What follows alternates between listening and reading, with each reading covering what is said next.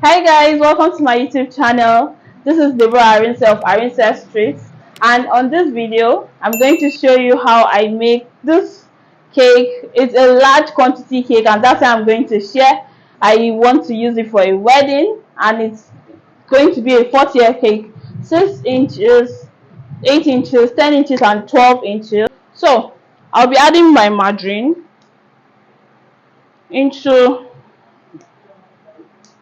the mixing bowl.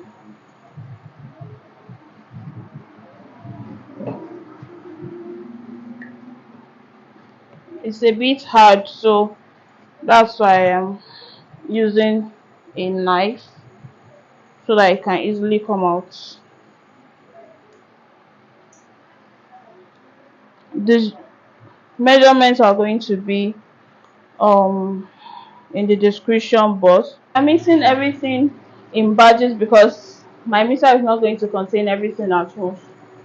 So I have put 1 kg. So while it's mixing, we'll measure out our sugar and then we add to it. So I'm beating the margarine first so that it's light and fluffy before I would add the sugar, and then continue creaming until it has a very nice consistency to it. I'm measuring out the sugar now.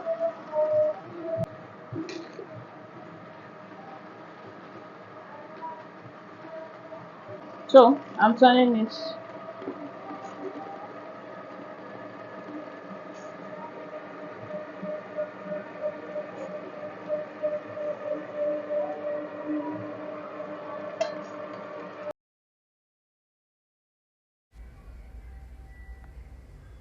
You're going to sieve your flour, and in that flour you add your baking powder. All the measurements are in the description box. Then you add your spices. Here I'm adding cinnamon. After you add your cinnamon, you'll add your ground spices. Here I'm multiplying all the ingredients times 3 because I think I did 3 batches of the butter and everything. Here I'm adding the all grounded spices, and I'll add the nutmeg. So like I said, I am making fruitless fruit cake. I'm following all the other process. The only thing is I'm not going to add the raisins to it, and that's just the difference. Here, this is the nutmeg. I'm measuring it, and I bought the sachet one. I did not buy the fresh one. So all of these things you would have to try your best to measure. All the measurements are there. You see this sachet. After measuring, I realized it's 2 teaspoons, so I did not even bother measuring the remaining because already I knew the quantity since I had measured already. You try to measure.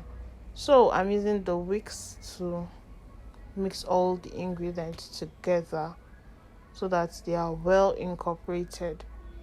I